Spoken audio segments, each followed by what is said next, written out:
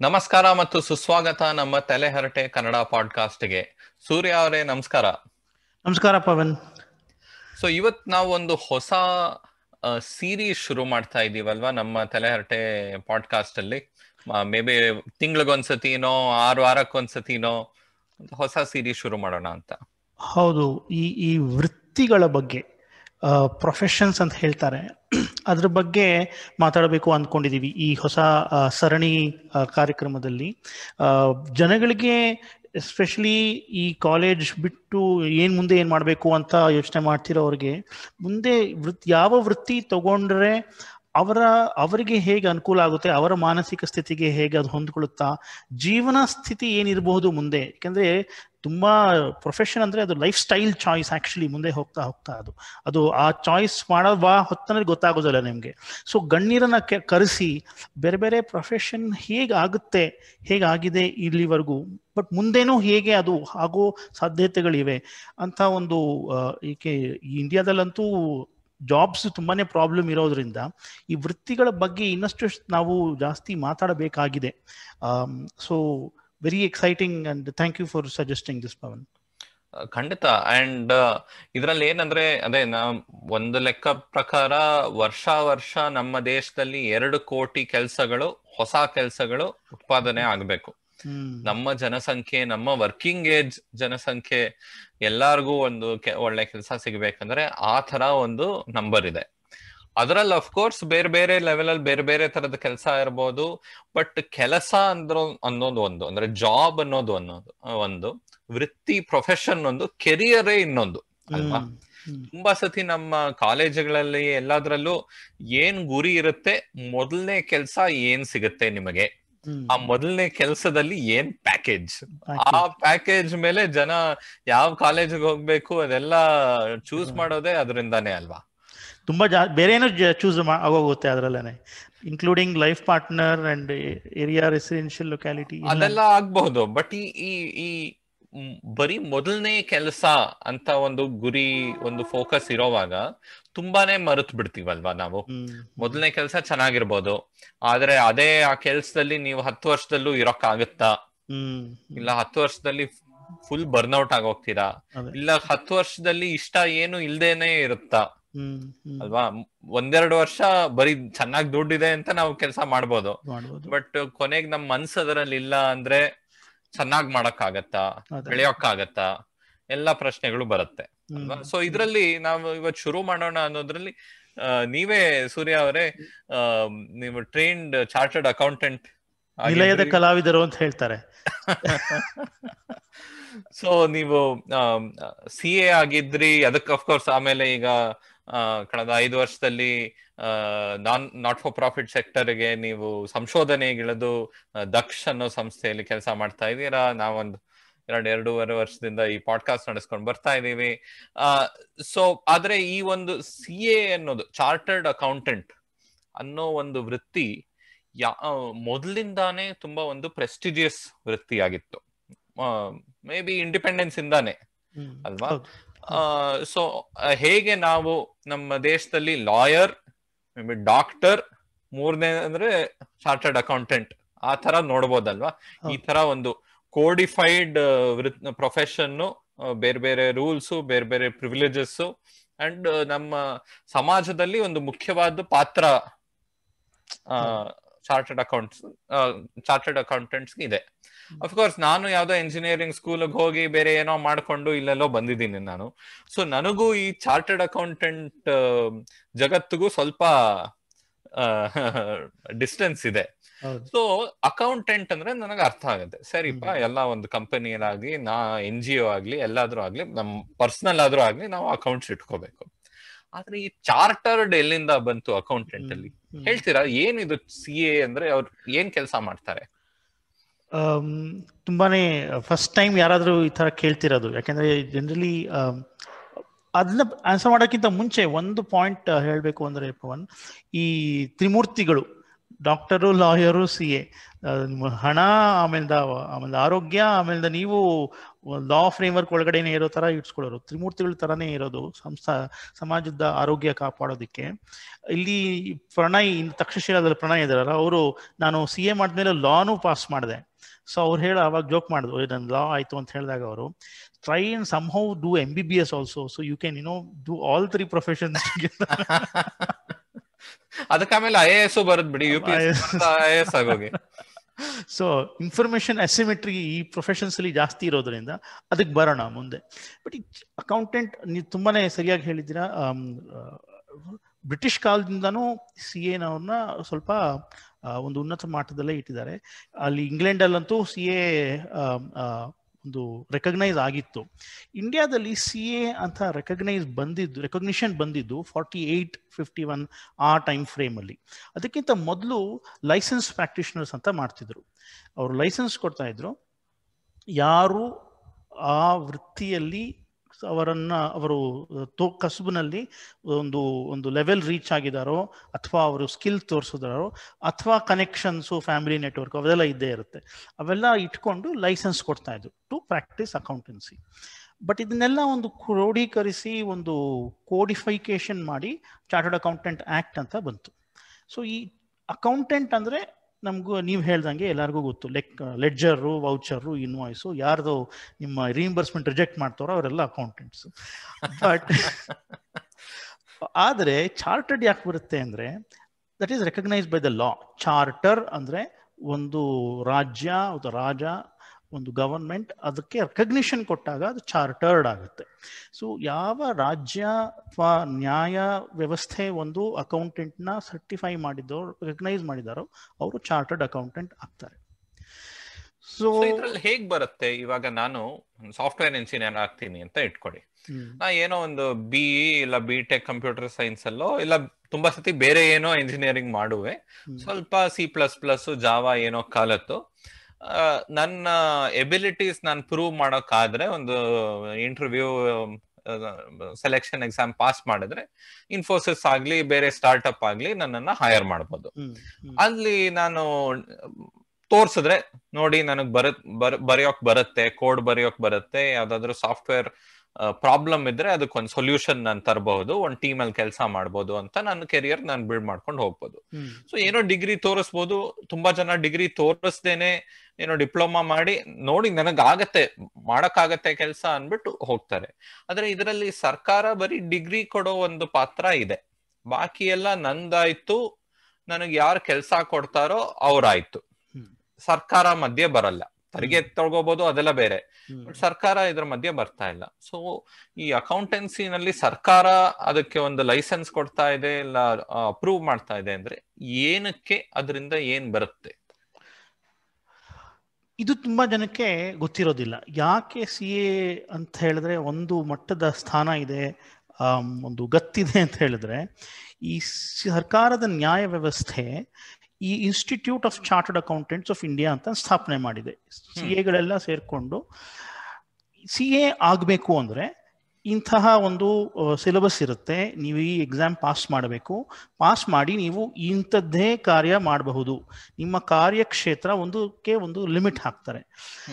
ಯಾಕೆ ಅದು ಇಂಪಾರ್ಟೆಂಟ್ ಆಗುತ್ತೆ ಅಂದ್ರೆ CAಗಳು 2 ತರ ಮುಖ್ಯವಾದ ಕೆಲಸ ಈ ಒರಿಜಿನಲ್ ಆಗಿ ಅವರು ಮಾಡಬೇಕಾಗಿರೋದು. ಒಂದು ಬುಕ್ಸ್ ಆಫ್ ಅಕೌಂಟ್ಸ್ ನ ಆಡಿಟ್ ಮಾಡೋದು.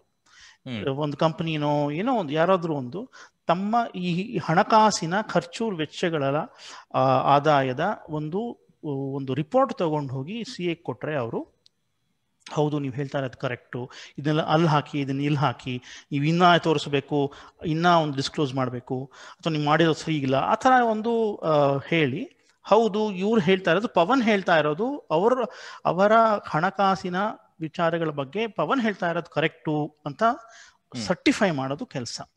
ಅದು ಸರ್ಟಿಫಿಕೇಶನ್ 2 ತರ ಇರುತ್ತೆ. ಒಂದು ಫಿನಾನ್ಷಿಯಲ್, ಇನ್ನೊಂದು ಸರ್ಟಿಫಿಕೇಶನ್ ಅಂತಾನೆ ಬರುತ್ತೆ. ಅಪಾರ್ಟ್ ಫ್ರಮ್ ಫಿನಾನ್ಷಿಯಲ್ ಸ್ಟೇಟ್ಮೆಂಟ್ಸ್, ಕೆಲವು ಸತಿ ಟ್ಯಾಕ್ಸ್ಗಳಿಗೋಸ್ಕರ ಅಥವಾ ಬೇರೆ ಯಾವ್ದಾದ್ರು ಸ್ಟ್ಯಾಚ್ಯುಟರಿ ಪರ್ಪಸಸ್ಗೋಸ್ಕರ ನಿಮ್ CA ಅಕೌಂಟೆಂಟ್ ಹತ್ರ ಒಂದು ಸರ್ಟಿಫಿಕೇಟ್ ತಗೊಂಡ್ಬನ್ನಿ ಅಂತ ಹೇಳ್ತಾರೆ. ಕಂಪನಿಗೆ ಅಥವಾ ಯಾರಿಗಾದ್ರೂ ಅವರು ಸರ್ ಇದು ನಂದು ಅಂತ ಸರ್ಕಾರದ ಹತ್ರ ನೋಡಿ, ನಂದು ಪ್ರಾಜೆಕ್ಟ್ ಎಸ್ಟಿಮೇಟ್ ಇದೆ, I have expend so much, ಇಷ್ಟು ಸಬ್ಸಿಡಿ ಬರಬೇಕು, ಅಥವಾ ನನಗೆ ಪರ್ಮಿಷನ್ ಕೊಡಿ ಅಂತ ಕೇಳಿದ್ರೆ, ಓ ನಿಮ್ದಿದಾ ಒಂದು CA ಸರ್ಟಿಫಿಕೇಟ್ ತಾನಿ ಅಂತ ಹೇಳ್ಬಿಡ್ತಾರೆ, ಅವ್ರಿಗೆ ಕೆಲಸ ಕಮ್ಮಿ ಆಯ್ತು.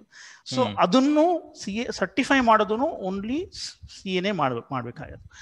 ಇದನ್ನ ಬಿಟ್ಟು, ಸೊ ಇದನ್ನ ಯಾರು CA ಪಾಸ್ ಮಾಡಿರ್ತಾರೋ, ಯಾರು certificate of practice institute of chartered accountants of India ಇಂದ ಪ್ರಾಕ್ಟೀಸ್, ಯಾರು ತಮ್ಮ ದಿನನಿತ್ಯದ ಜೀವನದಲ್ಲಿ ಅದನ್ನು ಅಭ್ಯಾಸ ಮಾಡುತ್ತಿರ್ತಾರೋ, ಅದು ತುಂಬಾ important concept. As a practitioner practising, ಅವರು ಮಾತ್ರ ಇದನ್ನು ಮಾಡಬಹುದು ನ್ಯಾಯದ ವ್ಯವಸ್ಥೆಯಲ್ಲಿ. ಅದಕ್ಕೋಸ್ಕರನೇ ಅಷ್ಟೊಂದು ಬೆಲೆ ಇದೆ, ಅದಕ್ಕಷ್ಟೊಂದು ಗೌರವ ಸ್ಥಾನ ಇದೆ. ಬಟ್ ಏನು ಅಂದ್ರೆ, ಇದನ್ನ ಪಡೆಯುವ ಒಂದು ಕಾಲಕ್ರಮದಲ್ಲಿ ನೀವು ಟ್ರೈನಿಂಗ್ ಆಗದಿ, ಟ್ರೈನಿಂಗ್ ಬಗ್ಗೆ ಬರೋಣ. ಟ್ರೈನಿಂಗ್ ಮಾಡೋದು ಅಥವಾ ಕಂಪ್ನಿಯಲ್ಲಿ ಕೆಲಸ ಮಾಡೋದು ಅಥವಾ ಈ ಆಡಿಟ್ ಮಾಡೋದ್ರ ಮೂಲಕ ನಿಮ್ಗೆ ಬೇರೆ ಆಗು ಹೋಗುಗಳ ಒಂದು ನಿಮಗೆ ಜ್ಞಾನ ಹೆಚ್ಚುತ್ತೆ. ಲೋಕದ ವ್ಯವಹಾರದ ಒಂದು ಪರಿಜ್ಞಾನ ಇನ್ನ ಜಾಸ್ತಿ ತಿಳುವಳಿಕೆ ಆಗೋದ್ರಿಂದ ನೀವು ಬೇರೆ ಕ್ಷೇತ್ರದಲ್ಲೂ, ಬೇರೆ ಹಣಕಾಸಿನ ಅಲ್ಲದೆ ಬೇರೆ ಕ್ಷೇತ್ರದಲ್ಲೂ ನೀವು ನಿಮ್ಮ ಕೈ ಇಡಬಹುದು. ಬೇರೆಯವರು ನೀವು ಒಂದು CA ಹತ್ರ ಮಾತಾಡಿದ್ರೆ ಬೇರೆ ಐಡಿಯಾ ಬರುತ್ತೆ ಅಂತಾನು ಒಂದು ಮಾಡೋ ಕೆಲಸ ಇದೆ. ಸೊ ನಾವು ಟ್ರೈನಿಂಗು ಇದು ಹೇಗೆ CA ಆಗ್ಬೋದು ಅದ್ರ ಬಗ್ಗೆನೂ ಬರೋಣ. ಆಮೇಲೆ CA ಆದ್ಮೇಲೆ ಏನೇನ್ ಅವಕಾಶಗಳಿದೆ ಇವತ್ತು 2020ರಲ್ಲಿ ಅಂತಾನು ಮಾತಾಡೋಣ. ಬಟ್ ನನ್ ಮೊದಲು ಅದಕ್ ಮುಂಚೆ ಏನ್ ಚೆನ್ನಾಗಿ ತಿಳ್ಕೊಬೇಕು ಅಂದ್ರೆ, ಸೊ ಇವಾಗ ಒಂದು ಕಂಪನಿನ ಅಕೌಂಟ್ಸ್ ನ ನೀವು ಆಡಿಟ್ ಮಾಡಿ ಇದೆಲ್ಲ ಸರಿಯಾಗಿದೆ ಅಂತ ಒಂಥರ ಸರ್ಟಿಫೈ ಮಾಡ್ತೀರಾ, ಅಥವಾ ಸರ್ಟಿಫಿಕೇಟ್ ಕೊಡ್ತೀರಾ, ಇದೆಲ್ಲ ಸರಿಯಾಗಿದೆ, ನನ್ನ ಹೆಸರಲ್ಲಿ ನಾನು ಹೇಳ್ತಾ ಇದ್ದೀನಿ, ನನ್ನ ರೆಪ್ಯುಟೇಷನ್ ಉಪಯೋಗಿಸಿ ನಾ ಹೇಳ್ತಾ ಇದ್ದೀನಿ, ಇದ್ರಲ್ಲೆಲ್ಲ ಸರಿಯಾಗಿದೆ.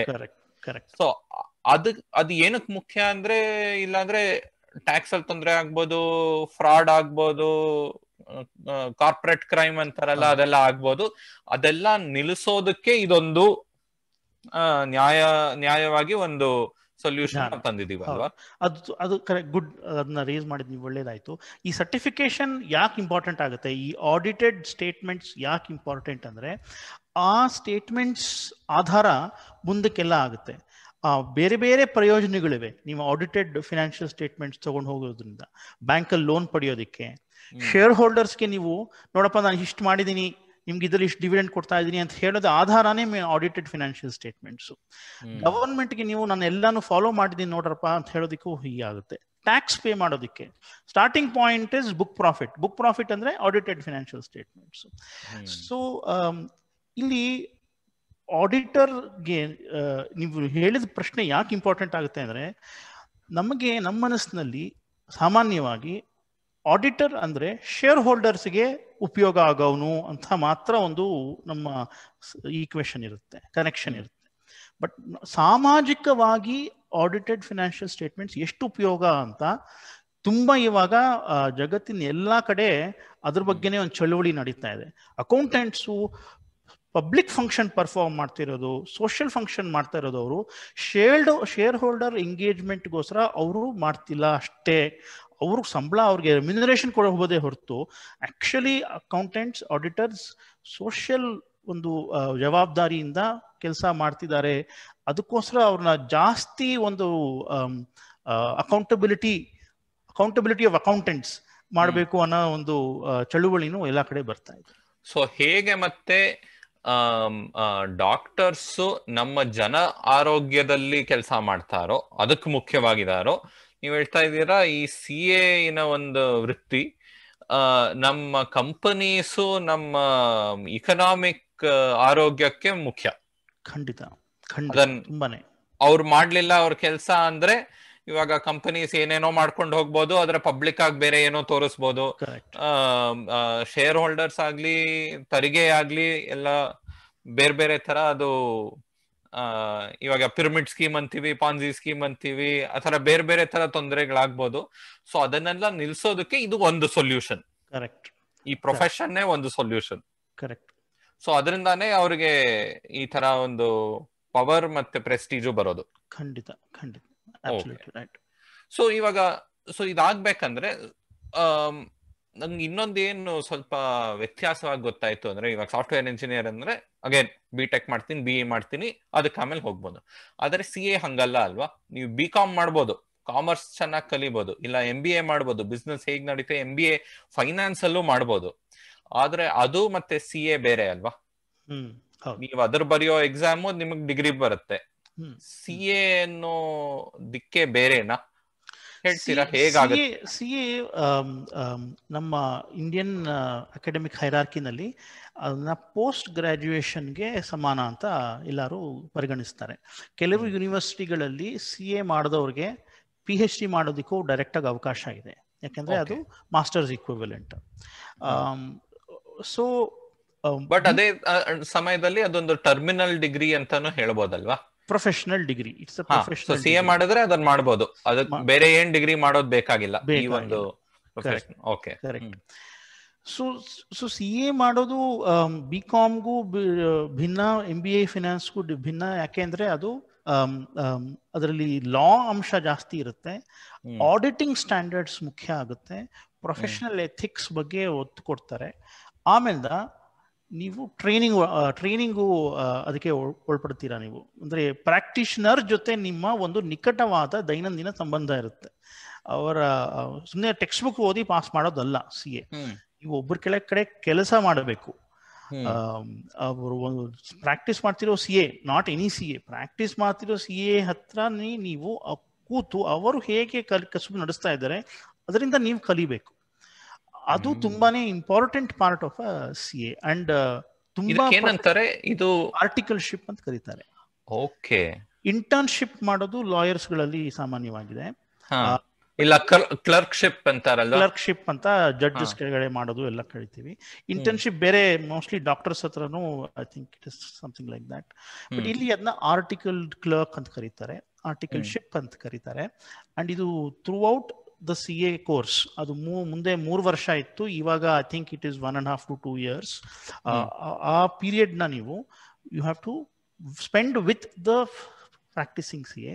ಅವ್ರ ಮೂಲಕ ನೀವು ನಿಮ್ಮನ್ನ ಎಜುಕೇಟ್ ಮಾಡ್ಕೋಬೇಕು. I think that is a very very useful, important and ನಿಮ್ಮ ಜೀವನದ ಒಂದು ತಿಳುವಳಿಕೆನೇ ಜಾಸ್ತಿ ಆಗುತ್ತೆ. ನೀವು ಇಷ್ಟು ಒಂದು ಇನ್ವಾಯ್ಸ್ ಅಂತ ಬುಕ್ಕಲ್ಲಿ ಓದೋದಿಕ್ಕೂ ಒಂದು ಯಾರೋ ಒಂದು ಪೇಪರ್ ಮುಂದೆ ಇಟ್ಟರೆ ಅದು ಪರ್ಚೇಸ್ ಆರ್ಡರೋ ಇನ್ವಾಯ್ಸೋ ಬಿಲ್ಲೋ ಏನು ಅಂತ ನಾನು ಫಸ್ಟ್ ಪ್ರಶ್ನೆ ನಾನು ಕೇಳ್ತೀನಿ ನಿಮಗೆ. ಫಸ್ಟ್ ನಾನು ಆರ್ಟಿಕಲ್ಶಿಪ್ ಮಾಡಿದಾಗ ಫಸ್ಟ್ ಆಡಿಟ್ ಕಳಿಸಿದಾಗ ಒಂದು ಪೇಪರ್ ತಂದಿಟ್ರು, ಇದನ್ನ ಆಡಿಟ್ ಮಾಡಪ್ಪ ಅಂದ್ರು. ಕೇಳಿದೆ ನಾನು ಸೀನಿಯರ್ನ, ಸರ್ ಇದು ಏನು ಅಂತ. ಇನ್ವಾಯ್ಸ್ ಅಪ್ಪ ಅಂದ್ರೆ, ಇನ್ವಾಯ್ಸ್ಗೂ ಬಿಲ್ಗೂ ಏನ್ ಡಿಫ್ರೆನ್ಸ್ ಸಾರ್ ಅಂತ ಕೇಳಿದೆ. ಅಂತ ನಾನು ಕೇಳಿದೆ, ಏನೂ ಡಿಫ್ರೆನ್ಸ್ ಇಲ್ಲಪ್ಪ ಅಂತ ಕೇಳಿದೆ. ಸೊ ಅಂದ್ರೆ ಅಲ್ಲಿಂದ ನೀವು ಸ್ಟಾರ್ಟ್ ಮಾಡ್ತೀರಾ ನಿಮ್ಮ ಅಂಡರ್ಸ್ಟ್ಯಾಂಡಿಂಗ್ ಆಫ್ ಡಾಕ್ಯುಮೆಂಟ್ಸ್. ಇವಾಗ ಇನ್ವಾಯ್ಸೇ ಬರೋದಿಲ್ಲ, ನಿಮ್ಗೆ ಸುಮ್ಮನೆ ಇಮೇಲ್ ಬರುತ್ತೆ, ವಾಟ್ಸ್ಆ್ಯಪ್ ಬರುತ್ತೆ. ಬಟ್ ಆ ಫೌಂಡೇಶನಲ್ ಕಾನ್ಸೆಪ್ಟ್ಸು ಅಲ್ಲಿಂದ ನಿಮ್ಗೆ ಸ್ಟಾರ್ಟ್ ಆಗೋದ್ರಿಂದ ತುಂಬಾನೇ ಸ್ಟ್ರಾಂಗ್ ಆಗಿ ಆಗೋ ಸಾಧ್ಯತೆ ಇದೆ. ನೀವು ಬಟ್ ಇಲ್ಲಿ ಏನ್ ಕಂಡೀಷನ್ ಅಂದ್ರೆ ನೀವು ಅದಕ್ಕೆ ತೊಡಗಿಸ್ಕೋಬೇಕು. ನೀವು ಎಲ್ಲಿ CA ಮಾಡ್ತಿರೋ ಅದನ್ನು ಇಂಪಾರ್ಟೆಂಟ್ ಆಗುತ್ತೆ, ಅವ್ರೇನ್ ಕೆಲಸ ಮಾಡ್ತಾ ಇದ್ದಾರೋ ಅದನ್ನು ಇಂಪಾರ್ಟೆಂಟ್ ಆಗುತ್ತೆ. ಸೊ ಹಂಗಾದ್ರೆ ಇದು ನಾವ್ ಇಂಟರ್ನ್ಶಿಪ್ ಅಂತ ಕೇಳಿದೀವಿ, ಬಟ್ ಇದು ಇಂಟರ್ನ್ಶಿಪ್ ಅಲ್ಲ, ದಿಸ್ ಇಸ್ ಆಲ್ಮೋಸ್ಟ್ ಅಪ್ರೆಂಟಿಸ್ಶಿಪ್ ಅಂತ ಹೇಳ್ಬೋದು.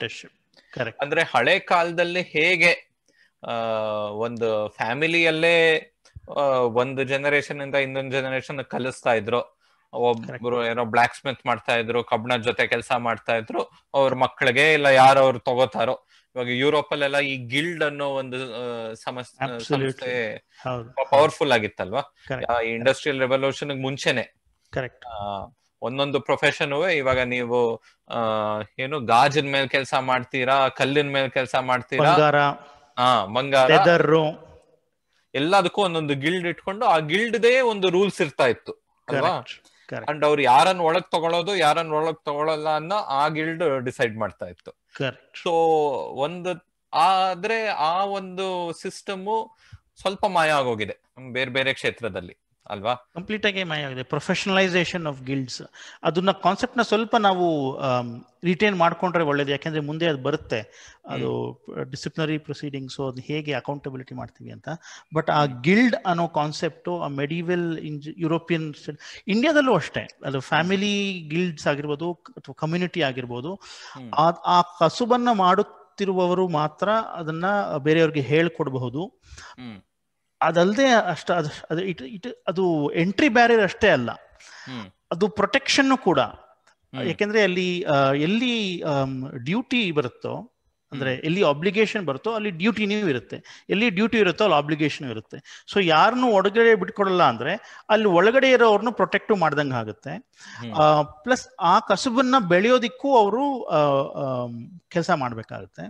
ಪ್ಲಸ್ ಮೋಸ್ಟ್ ಇಂಪಾರ್ಟೆಂಟ್ಲಿ ಅವರನ್ನ ಏನಾದ್ರೂ ಅವರು ತಪ್ಪು ಮಾಡಿದಾರಾ ಅಥವಾ ಸರಿಯಾಗಿ ಕೆಲಸ ಮಾಡಿಲ್ವಾ, ಯಾರಿಗಾದ್ರೂ ತೊಂದರೆ ಕೊಟ್ಟಿದಾರಾ ಅಂತ ಬಂದಾಗ ಬೇರೆಯವ್ರಿಗೆ ಅವಕಾಶ ಇರೋದಿಲ್ಲ. ಅವರು ಹೇಳಿದಾರೋ ಇಲ್ವೋ ಅಂತ, ಅವರ ಗಿಲ್ಡ್ ಮಾತ್ರ ಅವ್ರಿಗೆ ಮೊದಲು ಅವಕಾಶ ಕೊಡ್ತಾ ಇತ್ತು. ಇನ್ನೊಂದು ಪಾತ್ರ ಇವಾಗ ಶಿಕ್ಷಣ ಮತ್ತು ಕೆಲಸಕ್ಕೂ ಯಾವಾಗ್ಲೂ ಒಂದು ಮಧ್ಯೆ ಒಂದು ಗ್ಯಾಪ್ ಇದ್ದೇ ಇರುತ್ತೆ. ಇವಾಗಂತೂ ನಾನ್ ನೋಡ್ತೀವಿ, ಕಾಲೇಜಲ್ಲೇನೋ ಓದ್ತೀವಿ, ಆಮೇಲೆ ಕೆಲ್ಸಕ್ಕೆ ಹೋದ್ರೆ ಕೆಲ್ಸದಲ್ಲೇ ಟ್ರೈನಿಂಗ್ ಕೊಡ್ಬೇಕಾಗತ್ತವ್ರು. ಯಾಕಂದ್ರೆ ನಾವು ಕಾಲೇಜಲ್ಲಿ ಆನ್ ಜಾಬ್ ಟ್ರೈನಿಂಗ್, ಯಾಕಂದ್ರೆ ಮಧ್ಯೆ ಗ್ಯಾಪ್ ಇದ್ದೇ ಇರುತ್ತೆ. ಕರಿಕ್ಯುಲಮ್ ಹಳೇದಿರ್ಬೋದು, ನಮಗೆ ಸರಿಯಾಗಿ ಪ್ರಾಕ್ಟಿಕಲ್ ಸ್ಕಿಲ್ಸ್ ಕೊಡದೇ ಇರ್ಬೋದು. ಸೊ ಈಗ್ಲೂ ತುಂಬಾ ಅಪ್ರೆಂಟಿಸ್ಶಿಪ್ ತರಬೇಕು ಬೇರೆ ಬೇರೆ ಕ್ಷೇತ್ರದಲ್ಲಿ ಅಂತಾನು ಮಾತಾಡ್ತಾ ಇದಾರಲ್ಲ. ಸೊ ಈ ಆನ್ ದ ಜಾಬ್ ಟ್ರೈನಿಂಗ್ ಅಂದ್ರೆ ನಿಮ್ಗೆ ಸಂಬಳ ಸ್ವಲ್ಪ ಕಡಿಮೆ ಕೊಡ್ಬೋದು, ಆದ್ರೆ ನಿಜವಾದ ಕೆಲಸ ನೀವು ಮಾಡಿ ಕಲಿಬಹುದು.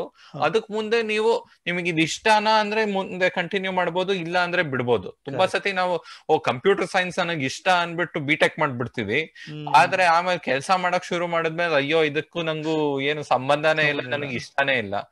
ತುಂಬಾ ಸತಿ ನಾನು ಚಿಕ್ಕ ವಯಸ್ಸಲ್ಲಿ ಫಿಸಿಕ್ಸ್ ನನಗೆ ತುಂಬಾ ಇಷ್ಟ ಇತ್ತು. ಕಾಲೇಜಿಗೆ ಬಂದ್ಮೇಲೆ ಗೊತ್ತಾಯ್ತು ಫಿಸಿಕ್ಸ್ ಮಾಡ್ಬೇಕಂದ್ರೆ ಅದ್ರಲ್ಲಿ ಬರೀ ಮ್ಯಾಥ್ಸ್ ಅಲ್ವಾ. ಆದ್ರೆ ಫಿಸಿಕ್ಸ್ ಓದೋವಾಗ ತುಂಬಾ ಚಂದವಾಗಿ ನೀವು ನಕ್ಷತ್ರದ ಬಗ್ಗೆ ಓದ್ಬೋದು, ಆದ್ರೆ ಅದೆಲ್ಲ ಮ್ಯಾಥ್ಸ್ ಮಾಡ್ಬೇಕಂದ್ರೆ ಅಲ್ವಾ. ಸೊ ಆ ತರ ಒಂದು ಮಾಡೇ ಅಭ್ಯಾಸ ಆಗಿ ಗೊತ್ತಾಗಿ ನಿಮ್ಮ ಜೀವನದಲ್ಲೂ ಒಂದು ಒಳ್ಳೆ ನಿರ್ಣಯ ತಗೋಬೋದಲ್ವಾ ನೀವು ನೆಕ್ಸ್ಟ್ 30-40 ಇಯರ್ಸ್ ನೀವ್ ಏನ್ ಮಾಡ್ಬೇಕು ಅಂತ. ಸೊ ಪಾಯಿಂಟ್ ಪವನ್, ಬಿಕಾಸ್ ನೀವು ಹೇಳಿದ್ರಲ್ಲ ಇವಾಗ ಅದು ತಿರುಗಿ ಬರ್ತಾ ಇದ್ದ ಡಾಕ್ಟರ್ KP ಕೃಷ್ಣನ್ ಅವರ ಎಪಿಸೋಡ್ ನಲ್ಲಿ ನಾವಿಬ್ರು ಅವ್ರ ಜೊತೆ ಮಾತಾಡಿದಾಗ ನ್ಯೂ ಎಜುಕೇಶನ್ ಪಾಲಿಸಿನಲ್ಲಿ ಹೇಗೆ ಅದು ತಿರುಗಿ ವಾಪಸ್ಸು ಅಪ್ರೆಂಟಿಸ್ಶಿಪ್ ಎಲ್ಲಾ ಕಡೆನೂ ಮಾಡಬೇಕು.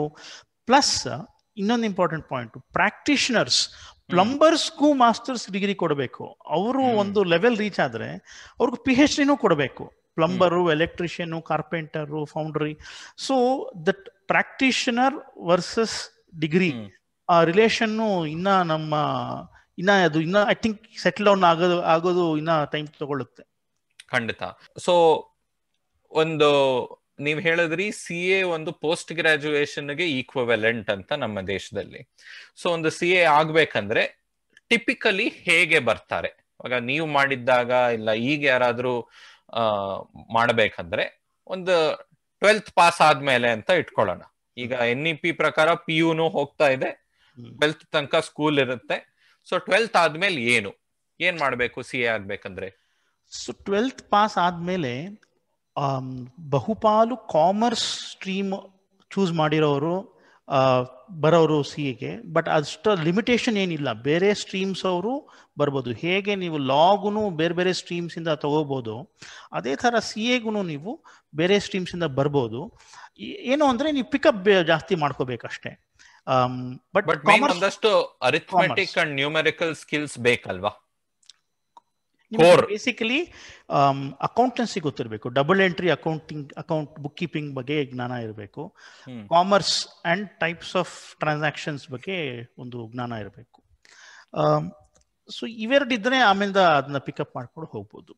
ಸೊ ನೀವು ಅದ್ರ ಬಗ್ಗೆ ಜಾಸ್ತಿ ಜನರಲ್ ರೀಡಿಂಗ್ ಇಟ್ಕೊಂಡಿದ್ರೆ ಜಾಸ್ತಿ ಅದೇನು ಕಷ್ಟ ಆಗೋದಿಲ್ಲ. Double entry book keeping, financial transactions, ಅದು ಬ್ಯಾಂಕು, ಶೇರ್ ಮಾರ್ಕೆಟು ಅಥವಾ ಕಂಪನಿಗಳ ಇನ್ವೆಸ್ಟ್ಮೆಂಟು, ಹಾಗೆ ಕಾಮರ್ಸ್ ಟ್ರಾನ್ಸಾಕ್ಷನ್ಸ್ ಅವೆರಡು ಒಟ್ಟಿಗೆ ಇರೋದು. ಸೊ ಟಿಪಿಕಲಿ ಏನಾಗುತ್ತೆ ಅಂದ್ರೆ ಮೊದಲು ಕಾಲದಲ್ಲಿ BCom ಆದ್ಮೇಲೆ CA, ಅದಕ್ಕೆ ಅದು ಪೋಸ್ಟ್ ಗ್ರಾಜುಯೇಷನ್ ಅಂತ ಒಂದು ಸಿಕ್ಕಿದ, ಅದಕ್ಕೋಸ್ಕರನೇ BCom ಮಾಡಿದವರು. ಬಟ್ ಬೇರೆ BSc ಮಾಡಿದವರು ಬಂದಿದ್ದಾರೆ, BA ಮಾಡಿದವರು ಅಷ್ಟೊಂದು ಜಾಸ್ತಿ ಇಲ್ಲ, ಬಟ್ ಬಂದಿದ್ದಾರೆ. ಬಟ್ ಈಗ ನಾನು ಮಾಡೋ ಹೊತ್ತಿಗೆನೆ ಅವಾಗಲೇ ಸೆಕೆಂಡ್ ಪಿ ಯು ಸಿ ಆದ ತಕ್ಷಣ ಒಂದು ಆಕ್ಸಲರೇಷನ್ ಪ್ರೋಗ್ರಾಮ್, ಫೌಂಡೇಶನ್ ಪ್ರೋಗ್ರಾಮ್ ಅಥವಾ ಎಂಟ್ರೆನ್ಸ್ ಟೆಸ್ಟ್ ಅಂತ ಕರೆದು ಅದಕ್ಕೆ ಒಂದು ವರ್ಷ ತಯಾರಿ ಮಾಡಿ ನೀವು ಅದನ್ನ ಪಾಸ್ ಮಾಡಿದ್ರೆ ನೀವು BCom ಕಂಪ್ಲೀಟ್ ಮಾಡೋವರೆಗೂ ಅವಶ್ಯಕತೆನೇ ಇಲ್ಲ. ಡೈರೆಕ್ಟ್ ಆಗಿ ನೀವು ಅಪ್ರೆಂಟಿಸ್ಶಿಪ್ಗೆ ಹೋಗಿ ಮುಂದಿನ 2 ಎಕ್ಸಾಮ್ ತಗೋಬೇಕು. 2 ಎಕ್ಸಾಮ್ ಏನು ಅಂದ್ರೆ ಇಂಟರ್ ಅಂತ ಒಂದು, ಫೈನಲ್ ಅಂತ ಒಂದು. ಒಂದೊಂದು ಗ್ರೂಪ್, ಒಂದೊಂದು ಸ್ಟೇಜ್ ಅಲ್ಲೂ, ಇಂಟರ್ಮೀಡಿಯೇಟ್ ಅಲ್ಲೂ 2 ಗ್ರೂಪು, ಫೈನಲ್ ಅನ್ನು 2 ಗ್ರೂಪು. ಬೇರೆ ಬೇರೆ papers, grouping of papers.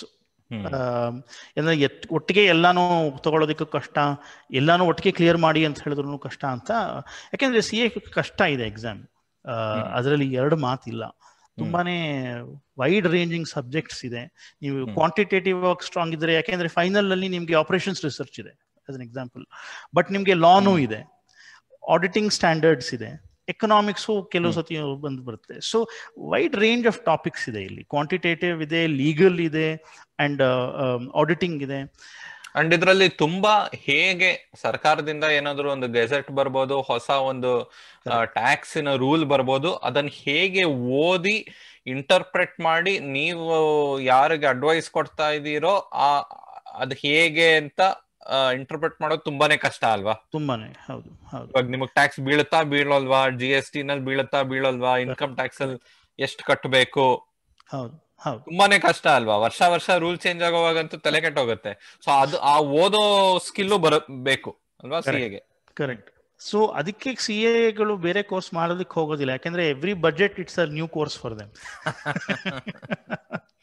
Okay. That was just in lighter vein, but yes, you're absolutely right. ಯಾಕಂದ್ರೆ tax is a mixture of all this, and ಅದು ಕಾನ್ಸ್ಟೆಂಟ್ಲಿ ಚೇಂಜ್ ಆಗ್ತಾ ಇರುತ್ತೆ. ನೀವು ಇಂಟರ್ ಅಲ್ಲಿ ಒಂದ್ಸತಿ ಓದಿದ್ದು ಫೈನಲ್ ಬರೋಷ್ಟೊತ್ತಿಗೆ ಅದು ಚೇಂಜ್ ಆಗ್ಬಿಡ್ಬೋದು. ಆಲ್ದೋ ಇನ್ಸ್ಟಿಟ್ಯೂಟ್ ಅವರು ಅದಕ್ಕೆ ಗ್ಯಾಪ್ ಕೊಡ್ತಾರೆ, ಅದು ಸುಮ್ಮನೆ ಅಪ್ಡೇಷನ್ ಅಷ್ಟೇ ಅಲ್ಲ, ಕೆಲಸ ಓದೋದು ಒಂದು ಇರ್ಲಿ ಅಂತ ಗ್ಯಾಪ್ ಕೊಡ್ತಾರೆ ಪಾಪ ಅವರು. ಬಟ್ ನೀವು ಈ ಕಂಬೈನ್ಡ್ ಫೌಂಡೇಶನ್ ಕೋರ್ಸ್ ಅಂತ ನೀವು ಹೇಳಿದ್ರಲ್ಲ, ನಂಗೆ ಆಲ್ಮೋಸ್ಟ್ ಜ್ಞಾಪಕ ಬರುತ್ತೆ. ತುಂಬಾ ಕಡೆ PU college with JEE coaching, ಇಲ್ಲ ಅಂದ್ರೆ ಈಗ AI ಮೊದಲಿತ್ತು, ಇಲ್ಲ ಅಂದ್ರೆ integrated PU. Integrated PU, medical ಓದ್ತಿರೋ, ಇಂಜಿನಿಯರಿಂಗ್ ಓದ್ತಿರೋ, ಆ ಎಂಟ್ರೆನ್ಸ್ ಎಕ್ಸಾಮ್ಗೆ ಟ್ರೈನಿಂಗ್ ಸೇರಿಸಿ PUನು ಸೇರಿಸಿ ಒಟ್ಟಿಗೆ ಮಾಡ್ತಾ ಇದ್ರಲ್ವಾ? ಮ್ಯಾಕ್ಸಿಮಮ್ ಎಂಫೋಸಿಸ್ ಇದ್ರ ಮೇಲೆ, ನೀವು ಪಾಸ್ ಮಾಡಿದ್ರೆ ಸಾಕು, ಇಲ್ಲ ಒಂದು ಡೀಸೆಂಟ್ ಮಾರ್ಕ್ಸ್ ಬಂದ್ರೆ ಸಾಕು ಅಂತ ಮಾಡ್ತಾ ಇದ್ರು. ಇಲ್ಲಿ ಅಷ್ಟೊಂದು ಎಂಟ್ರೆನ್ಸ್ ಎಕ್ಸಾಮ್ ಅಂದ್ರೆ JEE ಅಥವಾ CET ತರ ಅಲ್ಲ ಇದು. ಯಾಕೆಂದ್ರೆ ಇದು 1 year ಕೋರ್ಸ್. ನೀವು ಅವಾಗವಾಗ ಹೋಗಿ ಟೆಸ್ಟ್ಗಳು ಕೊಡ್ಬೇಕಾಗುತ್ತೆ. ಆಮೇಲೆ ಒಂದು final exam, final not CA final but entrance final exam ಇರುತ್ತೆ. So it is a full 1 year long course. ಅದು BComದು ತುಂಬಾನೇ ಸಿಲೆಬಸ್ಸು ಮಾಡಿ ಕ್ರಶ್ ಮಾಡಿ, ಸೊ ದಟ್ ನೀವು ಇಷ್ಟು ಮಾಡೋದಕ್ಕೆ ಗೊತ್ತಿದ್ರೆ ನೀವು CAಗೆ ಬಂದ್ಬಿಡ್ಬೋದು, ಯಾಕೆ ಸುಮ್ಮನೆ 3 ವರ್ಷ ವೇಟ್ ಮಾಡ್ತೀರಾ ಅಂತ ಒಂದು ಆಪ್ಷನ್ ಇದೆ. ಅದನ್ನ ತುಂಬಾ ಜನ ತಗೊಳ್ತಾರೆ. ಬಟ್ BCom ಕೆಲವು ಸತಿ ಈ ನಡುವೆ ಏನಾಗ್ತಿದೆ ಅಂದ್ರೆ ಕಾಲೇಜ್ಗಳೇ ಇದನ್ನ ಇವಾಗ ಆಫರ್ ಮಾಡ್ತಾ ಇದ್ದಾರೆ. ಕೋಚಿಂಗ್ ನೀವು BComನು ಮಾಡಿ ನಮ್ ಜೊತೆನೆ, ಬಟ್ ನೀವು ಎಂಟ್ರೆನ್ಸ್ ಟೆಸ್ಟ್ಗೂ ನಾವು ಕೋಚಿಂಗ್ ಕೊಡ್ತೀವಿ ಅನ್ನೋದನ್ನ ತುಂಬಾ ಬರ್ತಿದೆ. ಬಾಂಬೆನಲ್ಲಿ ತುಂಬಾ ಅಡ್ವಾಂಟೇಜ್ ಯಾಕಾಗಿತ್ತು ಅಂದ್ರೆ BCom ಕೋರ್ಸ್ಗಳು, ಕಾಲೇಜಸ್ಗಳು 10-11 ಗಂಟೆಗೆ ಮುಗಿದು ಹೋಗೋದು, ಬೆಳಗ್ಗೆ 7ರಿಂದ 11 ಗಂಟೆಗೆ. ಸೊ ನೀವು BCom ಕಂಟಿನ್ಯೂ ಮಾಡ್ತಾನೆ CAನೂ ಮಾಡ್ಬೋದಾಗಿತ್ತು. ಯಾಕೆಂದ್ರೆ ಬೆಳಿಗ್ಗೆ ಆದ್ಮೇಲೆ ನೀವು ಮಧ್ಯಾಹ್ನ ಒಂದು CA ಆಫೀಸ್ ಹತ್ರ ಕೂತ್ಕೊಂಡು you could have continued your CA. ಅಷ್ಟೆಲ್ಲ ಇವಾಗ ಏನು ಸಾಧ್ಯತೆ ಬೇಕಾಗಿಲ್ಲ ಅನ್ಸುತ್ತೆ, ಯಾಕೆಂದ್ರೆ ಅದು ಕ್ಲಿಯರ್ ಆಗಿ ಅವರೇ ಅಲೌ ಮಾಡಿರೋದ್ರಿಂದ. So to answer your original question, BCom ಮೂಲಕನೂ ಬರಬಹುದು, BCom ಇಂತ ಮುಂಚೆನೂ ಬರಬಹುದು, ಬೇರೆ ಸ್ಟ್ರೀಮ್ಗಳಿಂದನೂ ಬರಬಹುದು, ಯಾರು ಬೇಕಾದ್ರೂ ತಗೋಬಹುದು.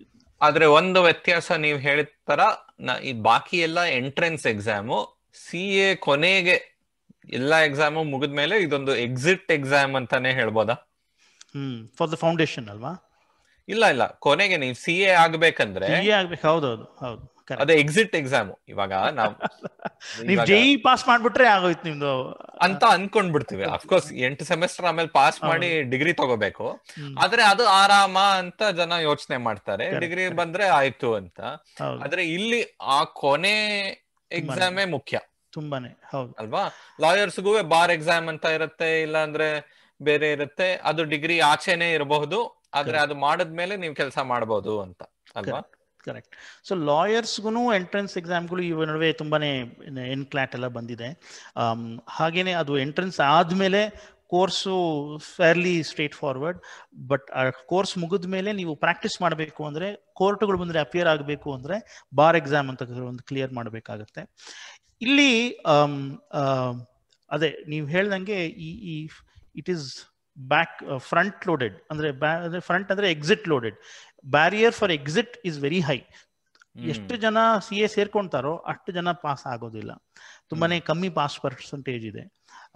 ಅದು ಎಂಟ್ರೆನ್ಸು ತುಂಬಾ ಜಾಸ್ತಿ ಜನಕ್ಕೆ ಅಷ್ಟು ಇಟ್ಟಿಲ್ಲದೆ ಇರೋದ್ರಿಂದ ಹಾಗೆ ನಂಬರ್ಸ್ ಕಾಣಿಸಬಹುದೇನೋ, ಬಟ್ ಪಾಸ್ ನಂಬರ್ಸ್ ಅಂತೂ, ಪಾಸ್ ಪರ್ಸೆಂಟೇಜ್ ಅಂತೂ ಕಮ್ಮಿ ಇದೆ. ಸೊ PA ಎಕ್ಸಾಮ್ ಪಾಸ್ ಆದ್ಮೇಲೆ ನೀವು ನೌಕರಿ ಮಾಡಬಹುದು ಬೇರೆ ಕಡೆ ಕಂಪನಿಗಳಲ್ಲಿ. ಅಥವಾ ನೀವೇ ಒಂದು CA ಫರ್ಮ್ ಓಪನ್ ಮಾಡಬೇಕು ಅಂದ್ರೆ ಅವಾಗ ನೀವು ಸರ್ಟಿಫಿಕೇಟ್ ಆಫ್ ಪ್ರಾಕ್ಟೀಸ್ ಅಂತ ತಗೋಬೇಕು. ಅದೇ ನಾನು ಆವಾಗಲೇ ಹೇಳಿದ್ನಲ್ಲ, institute of chartered accountants of India, they have to give you certificate saying ನೋಡಿ he is eligible to practise ಅಂತ. ಅದನ್ನ ನೀವು ವರ್ಷ ರಿನ್ಯೂ ಮಾಡ್ತಾ ಹೋಗ್ಬೇಕು. ಅದಕ್ಕೆ ನೀವು ಕಂಡೀಷನ್ಸ್ ಮೀಟ್ ಮಾಡ್ಬೇಕಾಗತ್ತೆ, ಡಿಸ್ಕ್ಲೋಜರ್ಸ್ ಕೊಡ್ಬೇಕಾಗತ್ತೆ. ನೀವು ಕೆಲವು CAs ಎಲ್ಲ ಸೇರ್ಕೊಂಡು ಒಂದು ಪಾರ್ಟ್ನರ್ಶಿಪ್ ಫರ್ಮ್ ತರ ಮಾಡಬಹುದು. ಅದು ಪಾರ್ಟ್ನರ್ಶಿಪ್ ಆದ್ರೆ ಇನ್ನ ಜಾಸ್ತಿ ಡಿಸ್ಕ್ಲೋಜರ್ಸ್ ಇರುತ್ತೆ, ಯಾರ್ಯಾರಿಗೆ ಎಷ್ಟೆಷ್ಟು ಅಂತೆಲ್ಲ CA ಇನ್ಸ್ಟಿಟ್ಯೂಟ್ಗೆ ಕೊಡ್ಬೇಕಾಗತ್ತೆ. ಬಟ್ ಆದ್ರೆ ಲಾ ತರ ಲಾಯರ್ಸ್ ತರಾನೇ ಇದು ನೀವು ಕಂಪನಿ ಸೆಟಪ್ ಮಾಡಕ್ ಆಗಲ್ಲ ಅಲ್ವಾ? ನಿಮ್ ಕಂಪನಿ ಬೇರೆ ಫೈನಾನ್ಸ್ ಸರ್ವಿಸಸ್ ಕೊಡ್ಬೋದು, ಆದ್ರೆ ನಿಮ್ಮ CA ಇದು ನಿಮ್ಮೊಬ್ಬರಿಗೆ ಸೇರಿದ್ದು. ಸರ್ಟಿಫೈ ಮಾಡುವಾಗ ನಿಮ್ಮ ಹೆಸರಲ್ಲಿ ಸರ್ಟಿಫೈ ಮಾಡ್ತೀರಾ? ಹೌದು, ಯಾರ್ CAನೋ ಅವ್ರದ್ದು ಸರ್ಟಿಫಿಕೇಟ್ ಆಫ್ ಪ್ರಾಕ್ಟೀಸ್, ಅವ್ರ ಕಂಪನಿದಲ್ಲ. ಸೊ ಕೆಲಸ ಅವ್ರು ಮಾಡಿದ್ರು ನನ್ನ ರೆಪ್ಯುಟೇಷನ್ ಅದು ನನ್ನ ತಲೆ ಮೇಲೆ ಬರುತ್ತೆ, ಕಂಪನಿಗೆ ಜಾಸ್ತಿ ಬರೋದಿಲ್ಲ. ಅದೊಂದು ಬೇರೆ ಪ್ರಾಬ್ಲಮ್ಯಾಟಿಕ್ ಆಗಿರೋದು, ಅದು ತುಂಬಾನೇ ಬೇಸೆ ಚರ್ಚೆ ಮಾಡ್ಬೇಕಾಗಿದೆ. ಯಾಕೆಂದ್ರೆ ದೊಡ್ಡ ದೊಡ್ಡ ಕಂಪನಿಗಳೆಲ್ಲ ಒಬ್ರು ಮಾಡಕ್ಕಾಗತ್ತೆ ಆಡಿಟ್, ಒಂದು ದೊಡ್ಡ ಕಂಪನಿನೇ ಮಾಡ್ಬೇಕಾಗತ್ತೆ, ಗ್ರೂಪ್ ಆಫ್ ಕಂಪನೀಸೇ ಮಾಡ್ಬೇಕಾಗತ್ತೆ. ಸೊ ಅವಾಗ ಯಾವ ತರ ಇರಬೇಕು ರೆಗ್ಯುಲೇಷನ್ ಅನ್ನೋದು ಬೇರೆ ಪ್ರಶ್ನೆ. But limited for this purpose of professional education ನನ್ನ ಹೆಸರಲ್ಲಿ ಬರುತ್ತೆ. ಬಟ್ ಏನೋ ಅಂದ್ರೆ ಪಾರ್ಟ್ನರ್ಶಿಪ್ ಮಾಡುವಾಗ CAಗೂ ಲಾಯರ್ಗೂ ಅಥವಾ ಬೇರೆ ಪ್ರೊಫೆಷನ್ಸ್ಗೂ ಮಿಕ್ಸ್ ಆಗಿ ಪಾರ್ಟ್ನರ್ಶಿಪ್ ಮಾಡೋದಕ್ಕೆ ಆಗೋದಿಲ್ಲ ಕರೆಂಟ್ಲಿ. ಸೊ ನೀವು LLBನೂ ಮಾಡಿರ್ಬೋದು, ಆದ್ರೆ ನೀವು ಬಾರ್ ಎಕ್ಸಾಮ್ ಪಾಸ್ ಮಾಡಬಾರ್ದು. ನೀವು CA ಪ್ರಾಕ್ಟೀಸ್ ಇದ್ರೆ ಒಂದೇ ಇರಬೇಕು, ಎರಡರಲ್ಲೂ ನೀವು ಇರೋ ಹಾಗೆ ಸರ್ಟಿಫಿಕೇಟ್ ಆಫ್ ಪ್ರಾಕ್ಟೀಸ್ ನೀವು ಇದರ್ CA ನಲ್ಲಿ ತಗೋಬೇಕು ಅಥವಾ ಲಾ ನಲ್ಲಿ ತಗೋಬೇಕು. ಎರಡರಲ್ಲೂ ನೀವು ಪ್ರಾಕ್ಟೀಷನರ್ಸ್ ಆಗೋದಕ್ಕೆ ಸಾಧ್ಯ ಇಲ್ಲ. ಓಕೆ. ಆದ್ರೆ CA ಆಗಿ ನೀವು ಟ್ಯಾಕ್ಸ್ ಟ್ರೈಬ್ಯುನಲ್ ಮುಂದೆ ಹೋಗೆಲ್ಲ ನೀವು ಡೆಪೋಸಿಷನ್ ಕೊಡ್ಬೇಕಾಗಬಹುದಲ್ವಾ? ಕರೆಕ್ಟ್. ಯಾಕೆಂದ್ರೆ ಅಲ್ಲಿ ಲಾ ಪ್ರಕಾರ CAಸ್ಗೆ ವಿಶೇಷ ಒಂದು ಪರ್ಮಿಷನ್ ಇದೆ. CAs can appear before tax tribunal ಅಂತ ಒಂದು ಅಲ್ಲೇ ಲಾನಲ್ಲೇ ಇದೆ.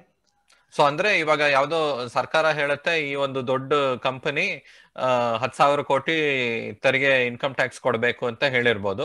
ಆದ್ರೆ ನೀವು ಆ ಕಂಪನಿ ಕೆಲಸ ಮಾಡ್ತಾ ಇದ್ದೀರಾ, ಇಲ್ಲ ಕಂಪನಿ ಅಡ್ವೈಸ್ ಮಾಡ್ತಾ ಇದ್ದೀರಾ, ಇಲ್ಲ ನಮ್ ಪ್ರಕಾರ ಇನ್ಕಮ್ ಟ್ಯಾಕ್ಸ್ ಬರೀ 5,000 ಕೋಟಿನೇ ಕೊಡ್ಬೇಕಾಗತ್ತೆ ಅಂತ ಹೋಗಿ ಆವಾಗ ಅದೊಂದು ಆರ್ಗ್ಯುಮೆಂಟ್ ತರ ಮಾಡಿ ಬೇರೆ ಬೇರೆ ಎವಿಡೆನ್ಸ್ ಕೊಟ್ಟು ಆ ಒಂದು ವಾದ ವಿವಾದ ಆಗತ್ತಲ್ವಾ? ಕರೆಕ್ಟ್. ಅದು ಮಂಡನೆ ಪ್ರತಿಮಂಡನೆ ಎಲ್ಲ ಆಗುತ್ತೆ. ಅದಕ್ಕೆ ಖಂಡಿತ ಅವಕಾಶ ಇದೆ. ಎಲ್ಲಿ ಲಾ ಬೇಕಾಗತ್ತೆ ಅಂದ್ರೆ ಟ್ರೈಬ್ಯುನಲ್ಸ್ ಬಿಟ್ಟು ನೀವು ಬೇರೆ ಕೋರ್ಟ್ಗಳಲ್ಲಿ, ಹೈಕೋರ್ಟ್ ನಲ್ಲಿ, ಸುಪ್ರೀಂ ಕೋರ್ಟ್ ನಲ್ಲಿ ಅವಾಗ CA ವರ್ಕ್ ಆಗೋದಿಲ್ಲ. ನಿಮ್ಗೆ ಅವಾಗ ಲಾ ಡಿಗ್ರಿನೇ ಬೇಕಾಗುತ್ತೆ. ಅದು ನೀವು ಈ ತರ ಲಿಟಿಗೇಷನ್ ಅಂತ ಹೇಳ್ತಾರಲ್ವಾ, ಆ ಕಡೆ ಬರ್ಬೇಕಾದ್ರೆ ಇವೆಲ್ಲ ಬೇಕಾಗುತ್ತೆ.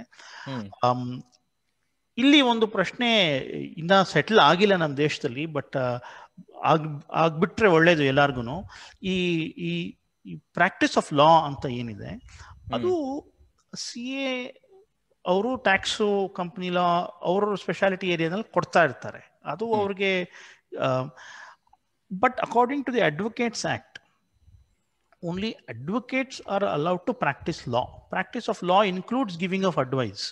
ಬರೀ ಒಂದು ಕೋರ್ಟ್ ಮುಂದೆ ಅಪಿಯರ್ ಆಗೋದಷ್ಟೇ ಅಲ್ವಾ, ನೀವು ಒಂದು ಲಾ ಬಗ್ಗೆ ಒಂದು ಒಪಿನಿಯನ್ ಕೊಡಬೇಕು ಅಂದ್ರೆ ದಟ್ ಈಸ್ ಪ್ರಾಕ್ಟೀಸ್ ಆಫ್ ಲಾ.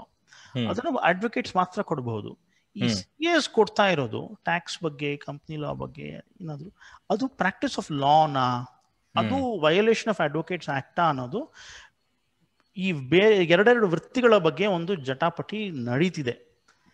ಅದು ಬೇಗ ಇತ್ಯರ್ಥ ಆದ್ರೆ ಒಳ್ಳೆಯದು. ಅದು ಹೇಗೆ ಇತ್ಯರ್ಥ ಆಗಬೇಕು ಅನ್ನೋದು ನನಗೂ ಸರಿಯಾಗಿ ಗೊತ್ತಿಲ್ಲ. But it is a very political question. ಯಾಕೆಂದ್ರೆ CA ಲಾಬಿನೂ ಸ್ಟ್ರಾಂಗ್ ಆಗಿದೆ, ಅಡ್ವೊಕೇಟ್ಸ್ ಲಾಬಿನೂ ಸ್ಟ್ರಾಂಗ್ ಆಗಿದೆ. CAಗಳಲ್ಲೂ ಮಿನಿಸ್ಟರ್ಗಳಾಗಿದ್ದಾರೆ, ಸುರೇಶ್ ಪ್ರಭು ಇದ್ದಾರೆ, ಪಿಯೂಷ್ ಗೋಯಲ್ ಇದ್ದಾರೆ. ಲಾಯರ್ಸ್ಗಳಲ್ಲಂತೂ ಹೇಳಲೇಬೇಕಾಗಿಲ್ಲ ಮಿನಿಸ್ಟರ್ಸು.